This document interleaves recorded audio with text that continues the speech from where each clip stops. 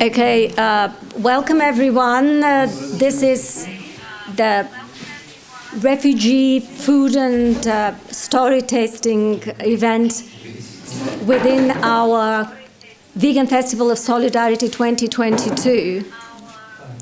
This is a chance for us to share some food that was made following refugee recipes, but also share the stories of those who some people treat with prejudice and don't really realize are as human as themselves.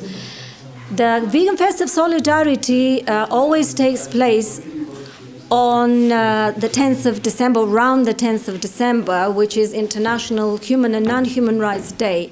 It's an opportunity for us to get together and demonstrate in various types of actions and events that the welfare of human and non-human animals and the suffering of human and non-human animals are interconnected. So we will now welcome our refugee guests. First of all, we should probably give priority to those who won't be able to stay with us all the time because they're far away in Varna. We can see on Zoom, we have a Zoom connection, and Sasha is with us, who has come from Ukraine and could tell us her story and her perspective on the connection between all suffering and the roots of all suffering, be it human or non-human, since they come from a war-ridden area currently. We're all aware what the situation in Ukraine is, and we have a couple of refugees from Kurdistan, from the Iranian part of Kurdistan, who also have precious stories to share and who have been with us at protests for freedom and justice. So I would give them the floor a little bit later. If you're okay, we listen to Sasha first. We also have food that was cooked by Food Not Bombs activists and friends that people at Koprива Social Center have the privilege to taste, but we will be sharing the recipes.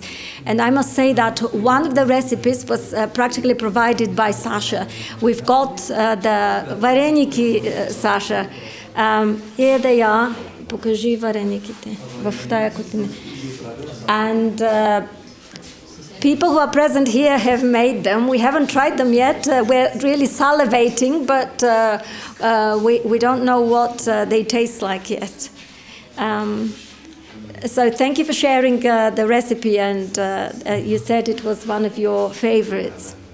So would you like to tell us a few words about your refugee story and what brought you here, and how you feel about this festival and Food Not Bombs activists and the rest of the collectives involved? Feel free to share thoughts and feelings. Thanks for joining.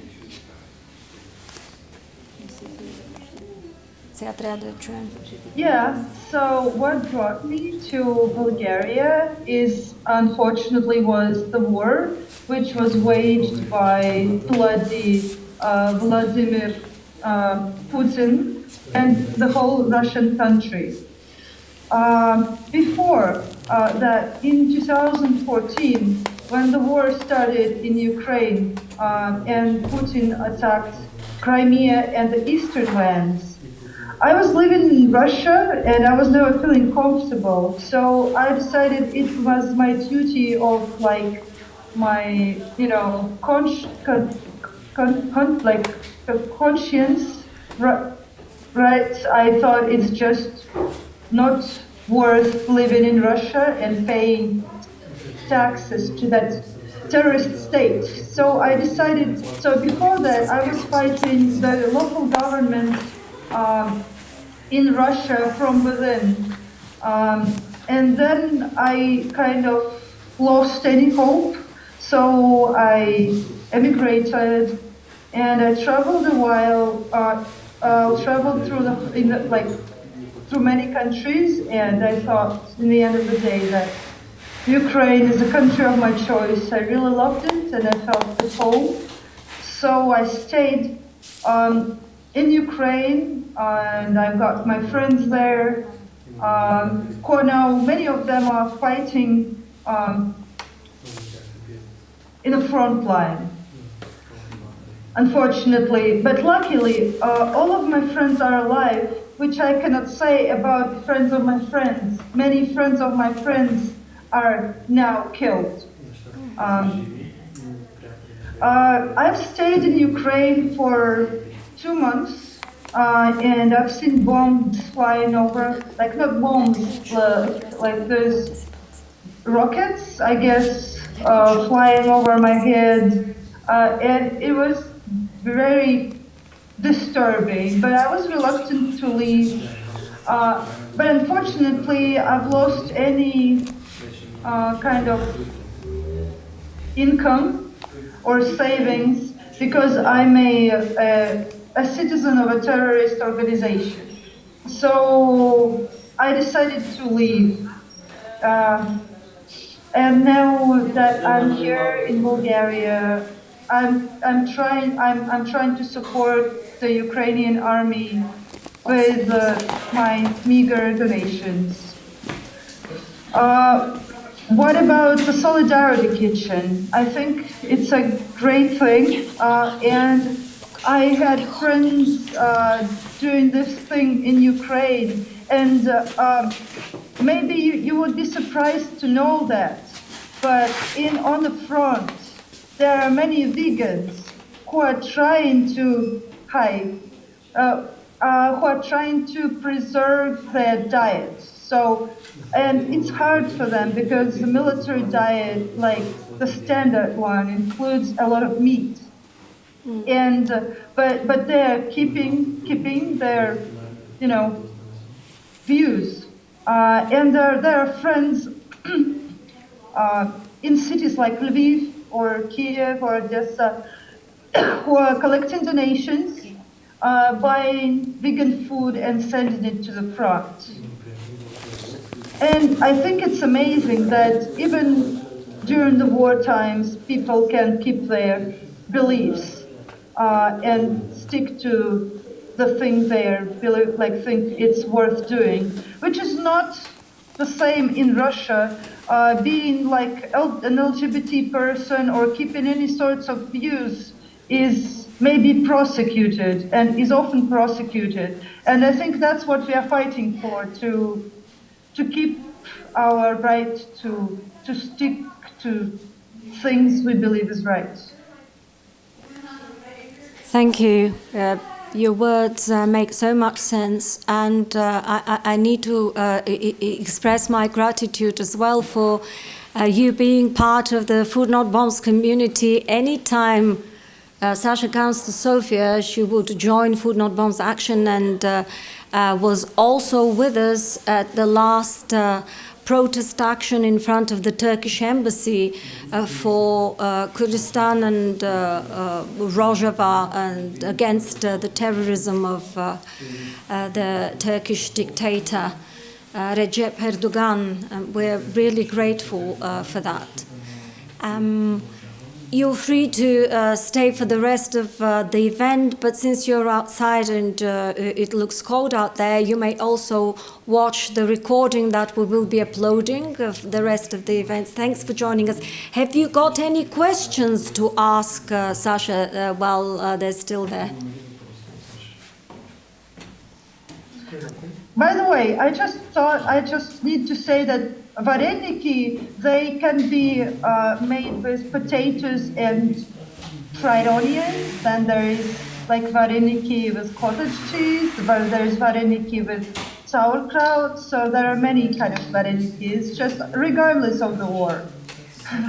Which ones are your favorite, personal favorites? Are the potato ones but your favorites?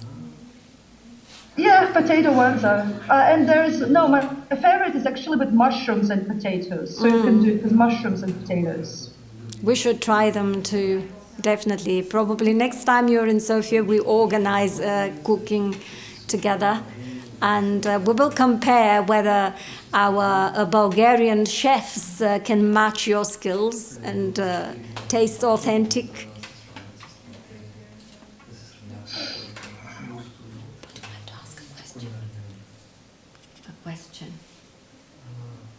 There is a question here. Just a minute. Okay, on behalf of Sashu, who is next to me, and of course I also want to hear that answer, can we help to the Ukrainian soldiers who are vegan by donating some vegan food or sending money for it? And to whom? Yeah, definitely. I can put you in contact if you would like. Yeah, thank you. We will be glad. Можем да изпратим и тя ще ни изпрати контакт, с който да се свържем. Ами до 8 часа казахме горе, че сега това го записваме, това ни трябва за запис. Разбирам, ама горе ще дойде след само казвам и на мен ще се обадиш. I would also like to share that there was an event last night, the opening of the festival, sharing with us the story of a Bulgarian activist in Ukraine who is dealing with the rescuing of struggling animals there. And one of the things we found out is that she's having problems feeding herself because of the lack of vegan foods there, but she would prioritize animals, the animals she's rescuing and taking them food. So we were thinking of sending her some vegan food too, so we could probably combine the delivery for vegan warriors and some for the animal rescuers there. But we need to organize this logistically. Is she in contact with the Solidarity Kitchen in Ukraine? Because they're doing well in sending vegan food. So if she's struggling right now, so maybe I should put her urgently in touch with these people. Please do. I wouldn't say she's really struggling because she's a strong person and she's a survivor, but we would like to make her life easier. So it would be great if you share contacts with the Solidarity Kitchen in Ukraine and make her meet them and interact on a regular basis. Thank you. That's a great idea.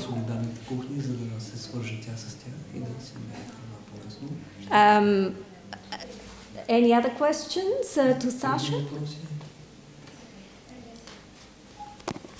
No? So we could probably proceed with... I've got one question. Oh, one more question. Just a moment. Maybe the question is kind of obvious, but maybe the answer of the question is kind of obvious. But like a person who is not like you're suffering some kind of this war, your friends are having problems. What do you wish now? What do you dream for?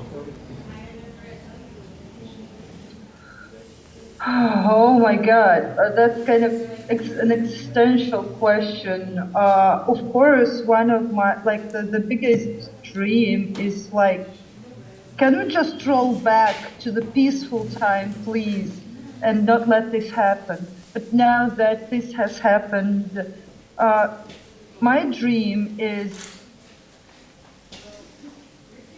that Ukraine kind of wins this war as soon as possible, and then that we're not going to have a right turn in the politics, because we're now already having very right-wing liberal politics being implemented.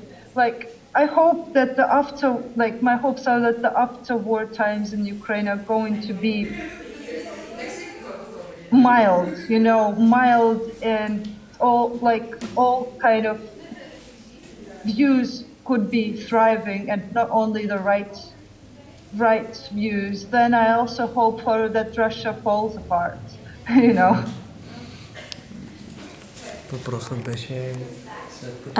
One more thing, as far as I'm aware, you would like to go back to Ukraine, but you can't currently. What is preventing you?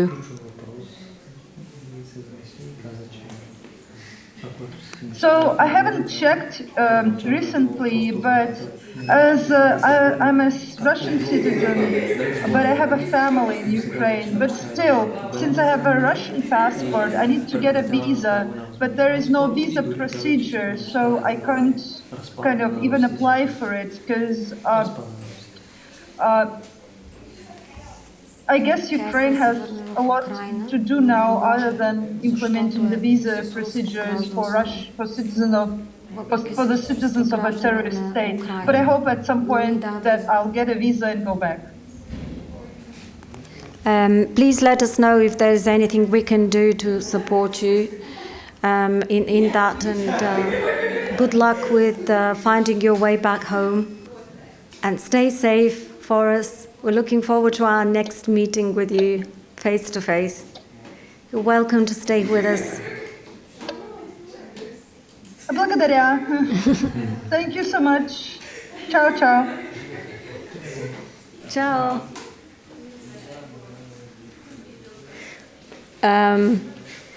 So as I said, these are the vareniki that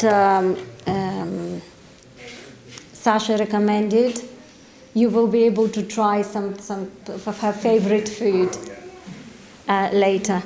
Now, I would like to give the chance to two of our refugee guests today to share their perspective on our world of violence and suffering, but there is some success in what they have accomplished, but there is such a lot that still remains, and we might be able to support them.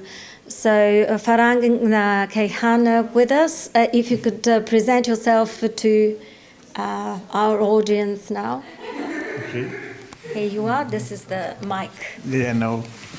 Hello everyone, my name is Kehan Yusufi. I have been in Bulgaria for 6 years, and I'm from eastern part of Kurdistan, occupied by the Iranian regime. I came to Bulgaria as a refugee. I was working as a journalist and political activist in Iran and against the Iranian dictator regime. And she's my wife, Farang. And okay.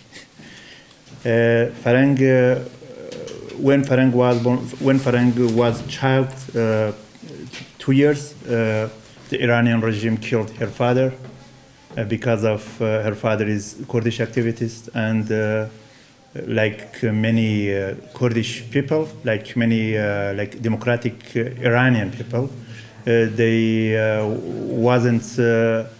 They didn't agree with Iranian religion after 1979 revolution in Iran, and they want democracy for Iran and pluralism system, political system for Iran. But unfortunately, they killed her father, her uncle, I don't know, her uncle aunt, and her uncle aunt is my nephew.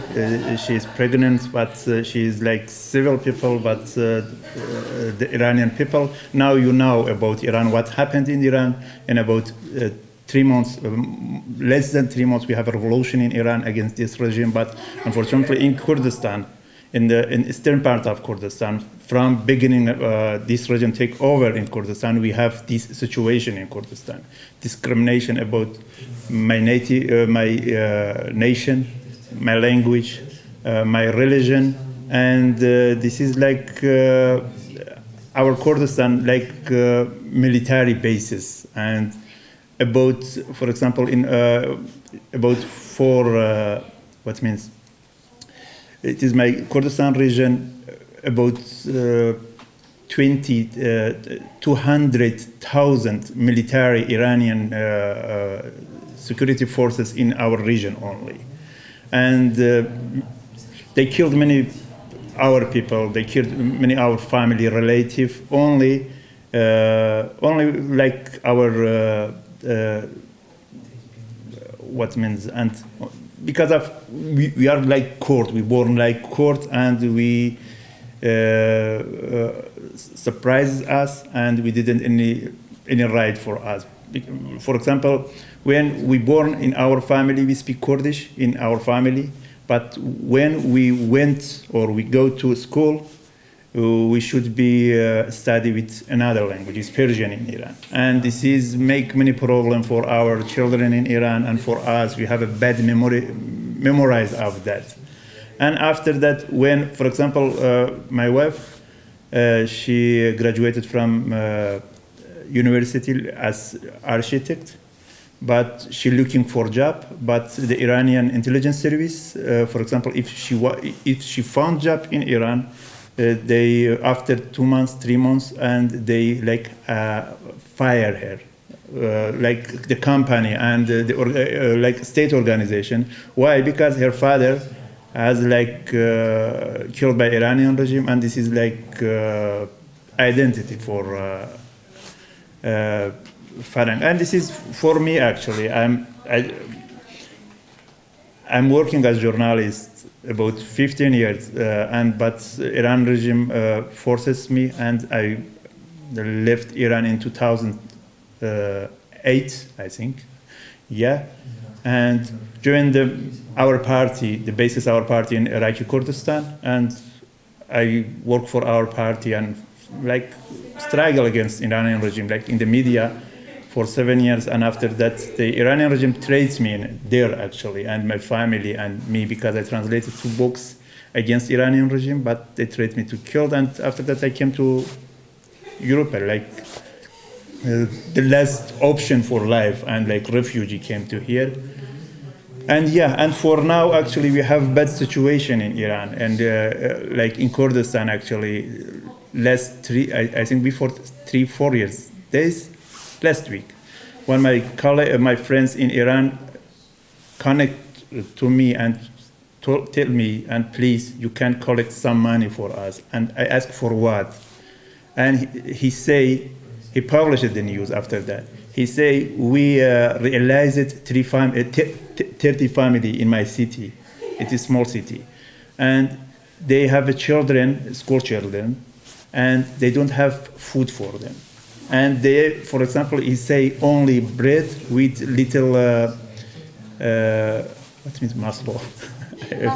Matter, yeah. This is their food for one day. And we collect some money from other friends they live in other European country, they like Kurdish refugee, and send to them, but it is not enough to them. And they afraid ask assistance from government, because governments, this is not dictatorship government Iran, and they against the people. They are not. They don't have service to people.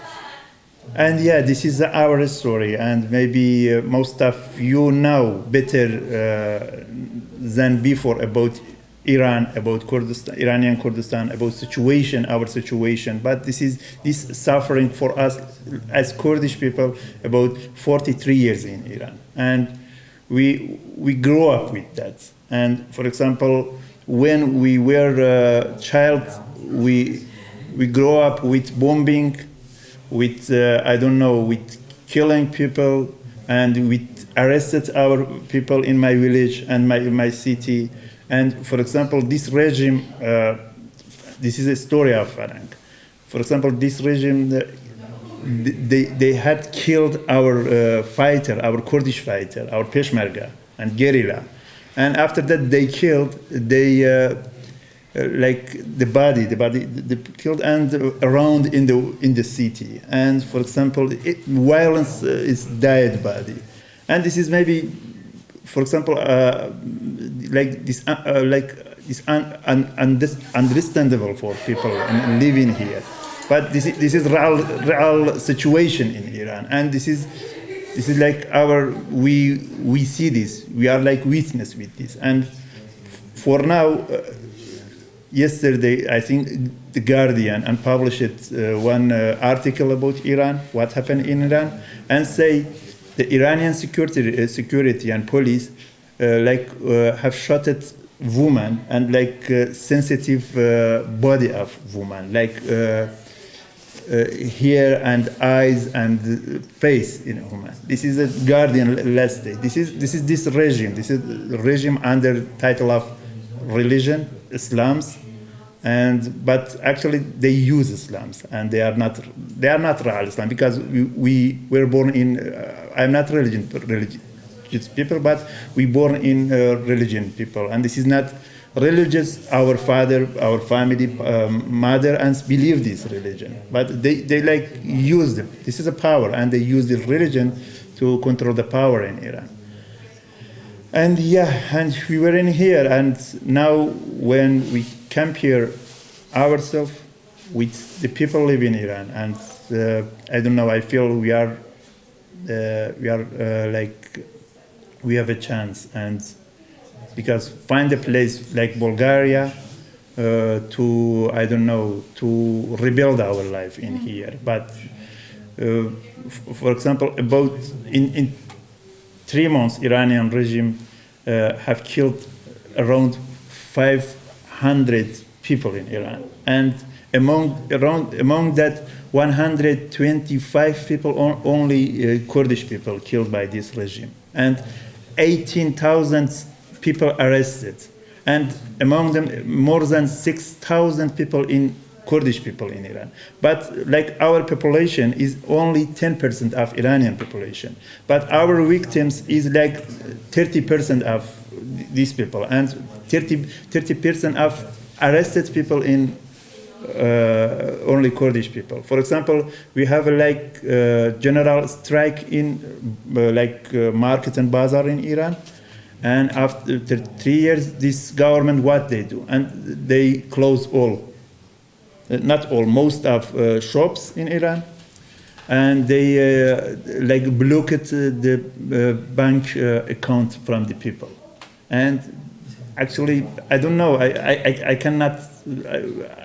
can't find the words to explain the situation of life in people in Iran, and especially in Kurdistan, because we have 2 places in Iran, the region Kurdistan and Baluchistan. Baluchistan in southern eastern in Iran. They are different. They have a different religion and different nation with the people living central Iran, because maybe many people around the world when hear the name of Iran, they say Iranian Persian. Iranians speak Persian or Farsi, and the nation. But this is not reality. And 60% of Iranian population is not Persian, and is not they didn't speak Persian. They Kurd, they Baluch, they Arab, they Azeri or Turk, and they Turkmen, and they Gileki. This is another nation, different religion, different language, different culture, different history, different poem, different clothes. But unfortunately, we have a big problem. Yeah, we have many. We have opposition in Iran, and they want to take retake a power, but this is for minority like us. This is same, because they don't respect for our rights, for our demands. This is long. I speak a little long, but this is our situation. Yeah. Okay. Thank you. Farang, is there anything you would like to say? So we hear your personal voice. Okay. What language you say? My language In whatever language you not would good. probably help with translation. So kurdik saka menjadi kamu? Bak. Yang disip saka? داخل نظام چه بیجم؟ Nazar, jabare khud. Shti kazar. You say about what he say? She say? I don't know about what I speak because I have a lot of difficult problem in Iran. But I have a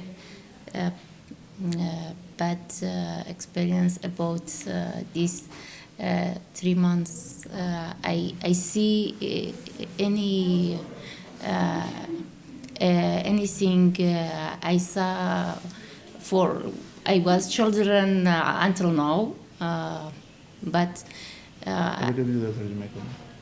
زن أمس معنا كلن لا منعلم وتعيسي هارس برشام دوباره.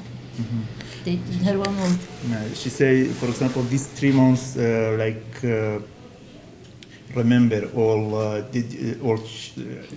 My child life. life, and for example, her difficulty when she was child she say now she remember, for example, she understands the people in Iran. For example, many pictures published and video. For example, they killed the father of little child, and little child cry in the ceremony of her father. And she said, this is remember our life. And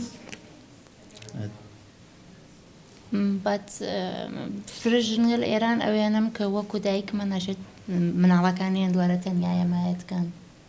She says she saw many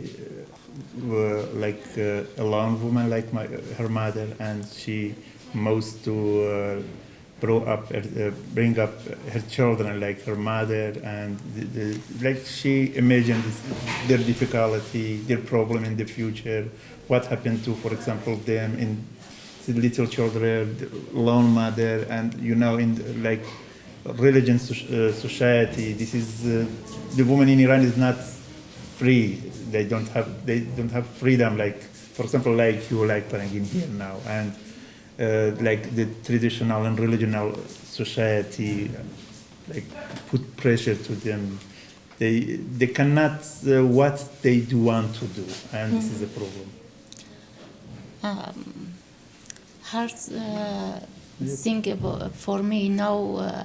I can't do anything for my people, women in Iran, in children, but just see in social media and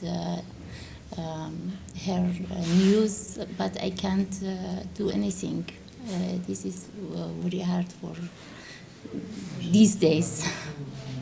Right. You feel helpless.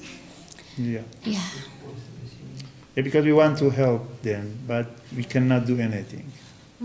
For example, we are normal job in Bulgaria. We are not rich, and for example, we cannot, for example, send many money to them, and this is difficult for Iran to send money.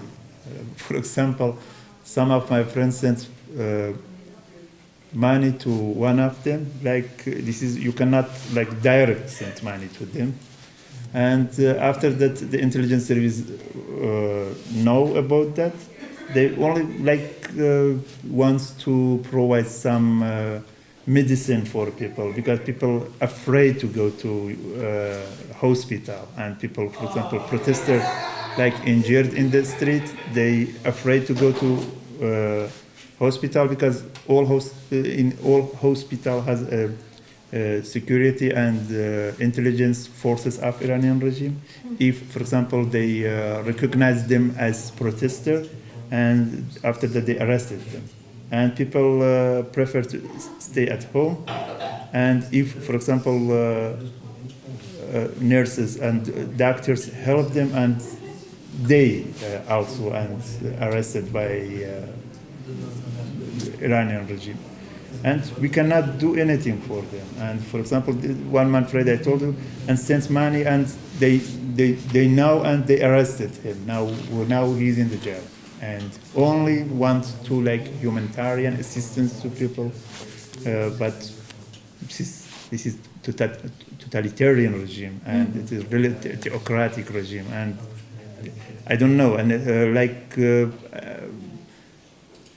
maybe maybe more worse than I believe that more than was Hitler and I don't know Mussolini and Russian system now, and this is regime like unique regime, like dictatorship in the world, in the history. We must to you were Kurd, you were Iranian, you live in Iran, and you understand what is this regime. Do you feel supported by Europe, apart from being accepted as refugees? Like supported our people, or no? Yeah, in terms of your struggles for liberation. Actually, I'm to be honest with you, and I understand Ukrainian people. I understand, for example, the people like far from a war, and they lose everything they had and before, and this is like started new life in new country, like new culture, new language, everything new. But they are European, and they are European now. The Western country and Western civilization supported them against like devil regime in Russia.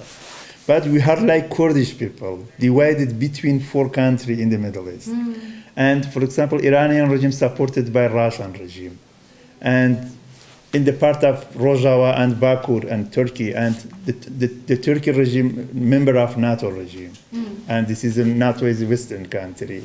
We are victims of international powers and not under separation of our governments and our occupier, and because we call them occupier, because our land is occupied by this regime. And I don't know, we like Kurdish people, let's say, we don't have anyone. And we only about 100 years, we victims of international powers, not only regional powers. And for example, like Turkey regime, like system of Atatürk, founded in Turkey, and like Iranian regime, like racist regime in Iran, founded 1925 in Iran by Reza Khan and the Reza King in Iran, say. And after the revolution, and in Iraq by Saddam Hussein, and before Saddam Hussein, and Syria by Assad family. And this is, I don't know, our story. Sometimes we like Kurdish people speaking together and say why we are alive to now. Under 100 years separation, I don't know, genocide, and how we alive, and like sometimes we are surprised, like Kurdish, because everybody wants to kill us. Yeah, you're pressurized from many sides by many dictators. Yeah, for example, now in Ukraine, and the Ukrainian people, the Ukrainian government, like their land occupied by Putin regime, but some country help them to like struggle and fighting against them. But in Iran, we killed by, for example, our bases, party bases in Iraqi Kurdistan, targeted by Iranian drone and Iranian missiles. But this drone, who for example, provided and who sent the material to Iran? Austrian company, Italian company, and Canadian company. They are like member of NATO, and they are member of I don't know, they say like free world. And in the other side, and Russia and Iranians sent drone to Russia to kill Ukrainian people. And the Iranian regime killed us actually. And this is like alliance with Russia. And I don't know, you for example, who help us? Like Iranian people, all, and like Kurdish people, like especially, who help us, I don't know. And for example, they make some sanction against Iranian regime, the US and the European Union, but like this sanction only affected on people, not government, not authoritarian, And because Iran has oil, has a gas, and this is sent, for example, the connection is sent less price to China and to Russia and to another country. And this is they found the way to, for example, help their income, but people ordinary people, what they do.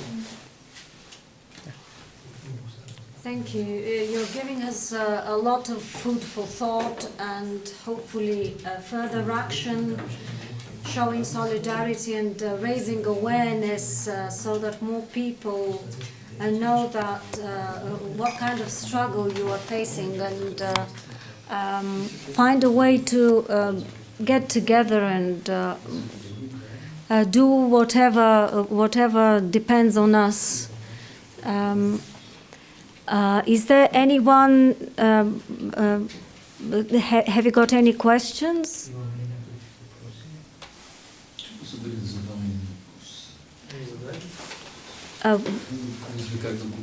Okay, so Kirill is currently thinking how to formulate his question to you, but I believe that it's time for us to start tasting the food.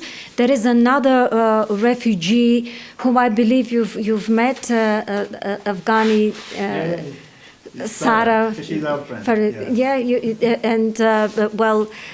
She has provided some food for us. She's got a restaurant here, but she couldn't join us face to face because she's a single mom with 2 kids to look after. But Miles recorded an interview with her when we will have the chance to watch it, probably after some food sharing break. Please feel free to try the foods we've brought. There is some Ukrainian, Russian food. Georgi cooked followed a Kurdish recipe. You will let us know whether it reminds you of the authentic taste, and probably give advice on how we cook your dishes. They're vegan, of course, because as I said, our festival is against any form of violence to non-human animals too. So help yourselves to some food, everyone, and maybe we can show the video in 10 minutes. Yeah, let's have some food first. We will do everything we can. So I hope. thank you for being such a Thank you for your solidarity, rebellious and your strong help, people. your support, and actually I'm so surprised about your people and your support for Kurdistan in front of Turkey embassy last week. Thank you so much. Thank you. We will continue with our actions. We have plans to do something more meaningful, something more impactful. We just announced that we are going to show I was called by the National Services because they asked me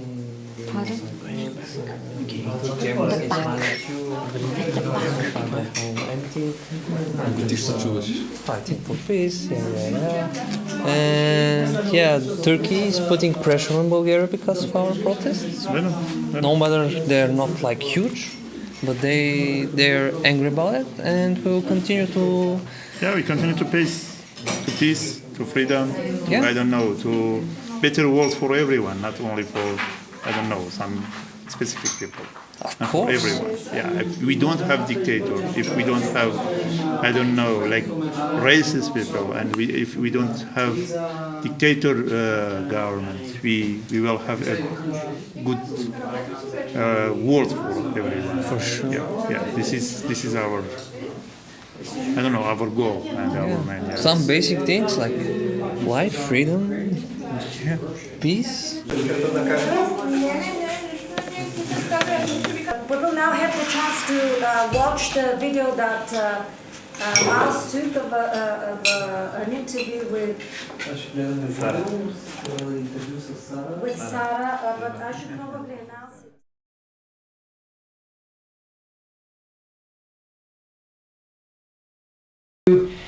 Tell us a little bit about the food you're sharing today.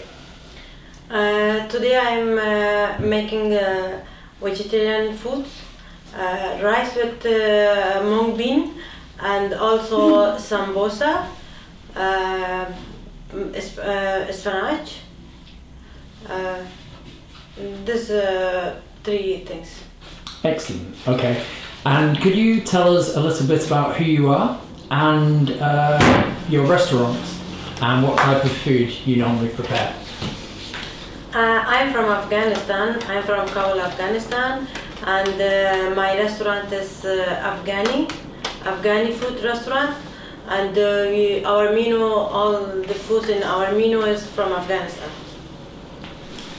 Okay. All the recipes are from Afghanistan. Called Khalasara Foods. Excellent. And it's your restaurant, or you joined someone else's? No, it's just mine. So you started it here? Yes, in Bulgaria. Okay. And how long have you been in Bulgaria? Actually, I came to Bulgaria in 2016, and I gave birth my small son here. After being here and running your restaurant, how do you feel about your time in the country now? Before I was so much happy, and now I have everything, and day by day we are growing, and everything become how I wanted before. So everything going well, and I'm happy. Okay. Do you mind me asking a little bit about your past and why you left Afghanistan?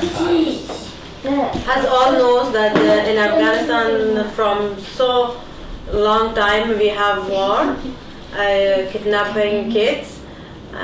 So because of kidnapping kids, I decided to come to Europe. So you were concerned about your children's safety for kidnapping of children? Yes, because of my children, I decided to come to Europe.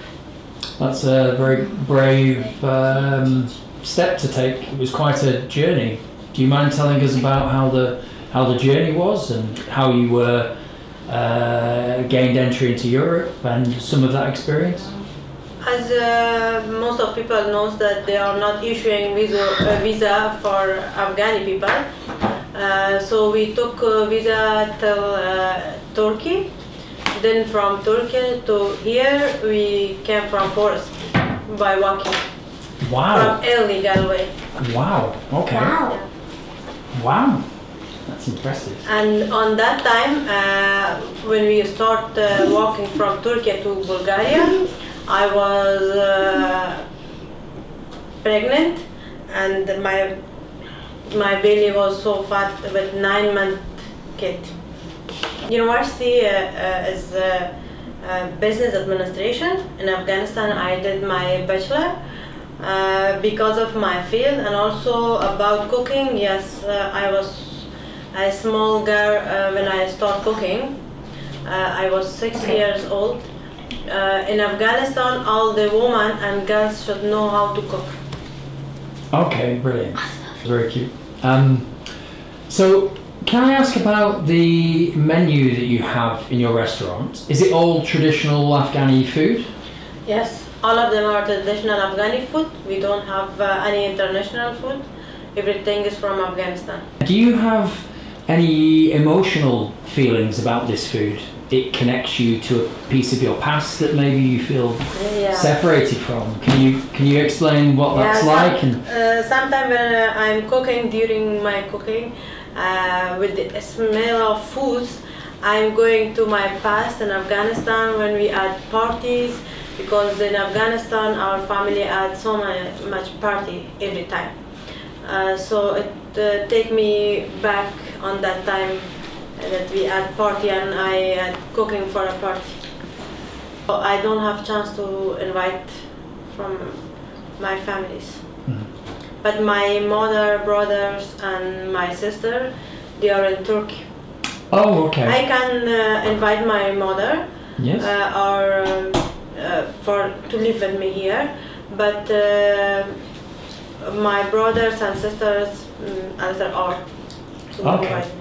Okay, but they are trying to emigrate to the United States. Maybe there or maybe Canada. Okay. It's not clear yet. Is this something you see in your own future, or do you think you will be remaining in Bulgaria? I like Bulgaria a lot. That's why I came back from Germany. But maybe when my kids grow up and they go to an institute or university, maybe they go alone, or maybe I can't say anything about future a lot, but maybe I had to go with them, or maybe they go alone. It's not clear yet. But otherwise, you've found happiness here, and you found a business. Otherwise, I'm happy in Bulgaria because the people in Bulgaria are very kind and they are warm with people. And the weather in Bulgaria I like. In Bulgaria there is 4 seasons. Would you like to give any information to people who might be interested in your restaurant? About the menu, I said all the recipes from Afghanistan, and something else that I want to tell, that's the freshness of our food, because every day we are cooking, and I'm taking vegetarian from woman market freshly, day by day, and we are not using foods which are in the refrigerator in the markets. So everything is fresh, organic. Well, thank you very much for sharing your story, and I'm sure everyone will be excited to try your food. Thank you so much. От друга страна на женски пазар. Да, от към Ботев, но той точно непосредствено на алеята на женски пазари. Как се казва?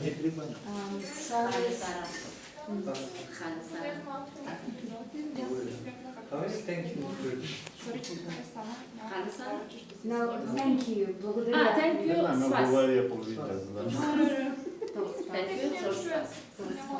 Добре. Благодаря за поканата. Пак заповядайте. Мерси. Приятна вечер. Приятна вечер. Чао. Чао. Take care. Are you okay with us uploading this on the internet? No problem. No problem. And tomorrow actually I will have interview with Kurdish TV. This is my job. Every week, I don't know, every day. No problem. Because it's one thing for us to be retelling the stories, and when It's okay, it's okay. first-hand stories are most powerful, and people can believe this is true. It's not our interpretation of reality, you know, our fantasies of what's happening. Yes. You're an authentic. Unfortunately, this is out. Your authentic voices. If you have some materials that you want to be shared, we can try our best to share it. So Yeah, by our communication channels and so on. Okay. Thank you so much, and good luck. Merci. Ciao.